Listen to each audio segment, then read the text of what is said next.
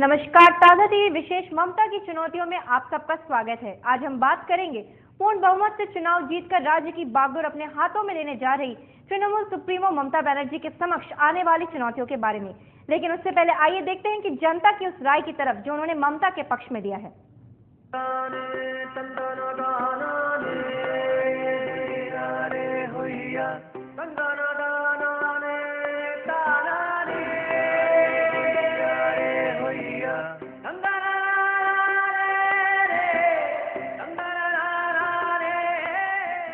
राज्य में पिछले 35 वर्षों की वाम शासन को राज्य की जनता ने अपने मताधिकार के प्रयोग से चूर चूर करते हुए तृणमूल के हक में जमकर मतदान किया।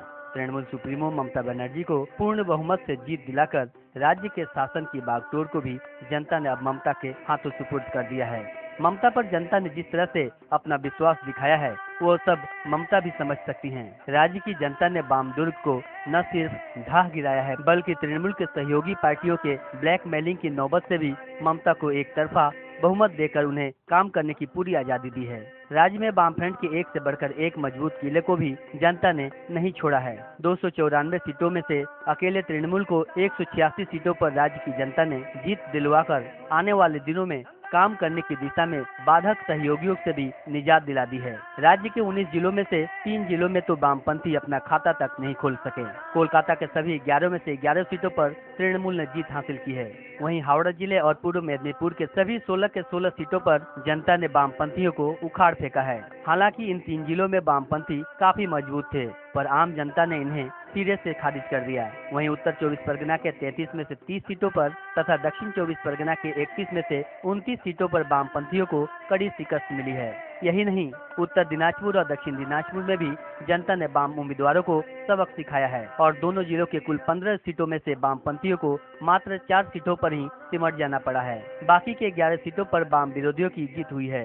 बर्दवान जिला लाल दुर्ग कहा जाता था, पर इस जिले में भी 25 सीटों में से 17 सीटों पर तृणमूल गठबंधन को जनता ने चुना है। ठीक उसी तरह हुगली के 18 सीटों में से मात्र 2 सीट ही वामपंथियों को मिली हैं, जबकि बाकी के 16 सीटों पर तृणमूल गठबंधन ने जीत हासिल की है। बीरभूम के 11 सीटों में से 8 पर तृणमूल, 3 पर वामपंथी, नदिया के 17 सीटों में से 14 पर तृणमूल और 3 पर वामपंथी। वहीं मुर्शिदाबाद के 22 सीटों में से 15 पर तृणमूल कांग्रेस गठबंधन और मात्र 7 पर वामपंथी जीते हैं। हालांकि यहाँ के 4 सीट वामपंथियों ने अधीर रंजन चौधरी के जोट विरोधी उम्मीदवारों को खड़े करने से मुफ्त में ही जीत लिया है। दार्जिलिंग जिले में भी वामपंथी अपना खाता नहीं खोल पाए। 6 सीटों में से 3 पर गठबंधन तथा बाकी 3 पर गोरखा जनमुक्ति मोर्चा के उम्मीदवार विजयी रहे। जलपाईगुड़ी के 12 सीटों में से 6 पर तृणमूल गठबंधन और मात्र 5 पर वामपंथी सिमट गए। 1 सीट निर्दल उम्मीदवार को मिली है। तृणमूल गठबंधन की जीत का सिलसिला कुछ बिहार में भी जारी रहा और यहाँ के 9 सीटों में से 5 पर तृणमूल गठबंधन और 4 पर वामपंथी जीते हैं। मालदा के 12 सीटों में से 9 पर कांग्रेस तृणमूल गठबंधन तथा 3 पर वामपंथी, जबकि पुरुलिया के 9 सीटों में से 7 पर गठबंधन और मात्र 2 सीट पर ही वामपंथी सिमट गए हैं। तृणमूल गठबंधन की जीत का सिलसिला पश्चिम मेदिनीपुर में भी जारी रहा। जिले के 19 सीटों में से 10 पर गठबंधन और मात्र 9 पर ही वामपंथी जीते हैं, जबकि बांकुड़ा जिले के 12 सीटों में से 9 पर तृणमूल गठबंधन और केवल 3 सीट किसी तरह से वामफ्रंट अपनी झोली में डाल पाई है। इस तरह से कोलकाता की तरह हर जिले में आम लोगों ने वामपंथियों को पछाड़कर ये बता दिया है कि भारत विश्व का सबसे बड़ा गणतांत्रिक देश है, जहां अंतिम फैसला जनता ही लेती है।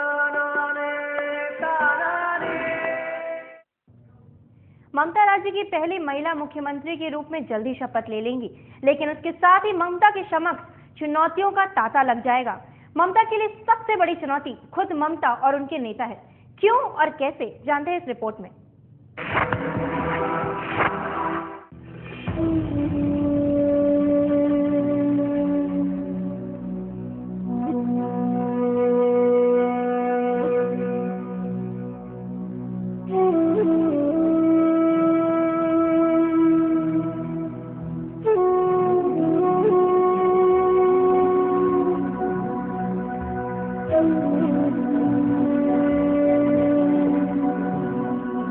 ममता के मुख्यमंत्री बनते ही चुनौतियों का सिलसिला जारी हो जाएगा। जनता ने ममता को अपना पूरा समर्थन देकर उन पर अपनी संपूर्ण आस्था जाहिर कर दी है।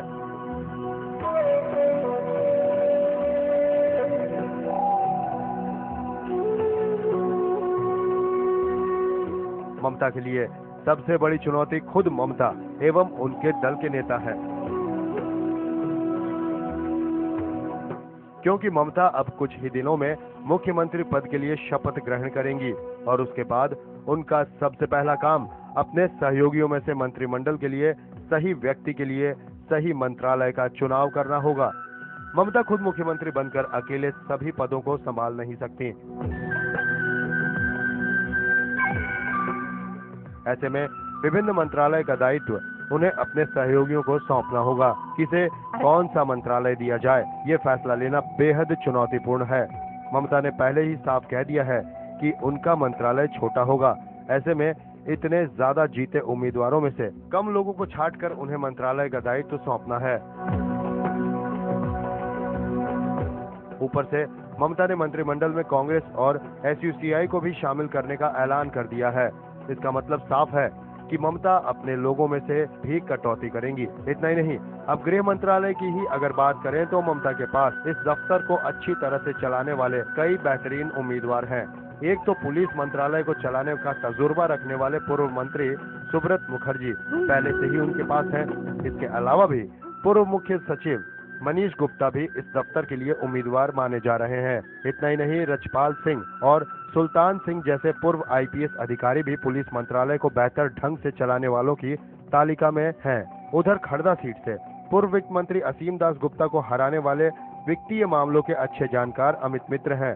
मंत्री पद के लिए पार्थ चैटर्जी, मदन मित्र, शोभन चैटर्जी, प्रात्य बासु, सुब्रत बख्शी, सुजीत बोस, शोभन देव चट्टोपाध्याय, साधन पांडे, परेश पाल, शिखा मित्रा, जावेद खान, मुजफ्फर खान, पुंडरीकाक्ष साहा, डॉक्टर शशि पांजा, अर्जुन सिंह, रुकवानुर रहमान, स्वर्ण कमल साहा जैसे कई नेता कतार में हैं। इतना ही नहीं, रुद्र नारायण भट्टाचार्य, अवनी जोआरदार, चंद्रिमा भट्टाचार्य, तापस राय, डॉक्टर नूरुजमान, माला साहा और अरूप राय जैसे उम्मीदवार भी मंत्री बनने की होड़ में हैं। उधर कांग्रेस नेता मानस भुइया, अजय देव, कृष्णेंदु राय चौधरी, प्रणव मुखर्जी के बेटे अभिजीत मुखर्जी भी मंत्री बनने की होड़ में हैं। ममता की बेहतर पकड़ दक्षिण बंग में मानी जाती है और दक्षिण बंगाल में तृणमूल के धुरंधर नेताओं की संख्या काफी है, लेकिन उत्तर बंग की जनता ने भी ममता के पक्ष में जिस तरह से अथाह समर्थन दिया है, उसके मद्देनजर ममता को उत्तर बंगाल के 6 जिलों के विजयी उम्मीदवारों को अपने मंत्रिमंडल में शामिल करना होगा और उन्हें खोजना कोई कम बड़ी चुनौती नहीं है। चुनौती में जंगल महल भी शामिल है। ममता को जंगल महल से भी मंत्रिमंडल में प्रतिनिधि चुनना है। मंत्रियों की होड़ में शामिल उम्मीदवारों में से छटनी और उत्तर बंग तथा जंगल महल के क्षेत्रों में बेहतर प्रतिनिधि चुनना है और उन्हें उनके अनुरूप मंत्रालय देना ममता के लिए बेहद कड़ी चुनौती है और इस चुनौती से ममता को इसी सप्ताह भर के समय में ही निपटना है।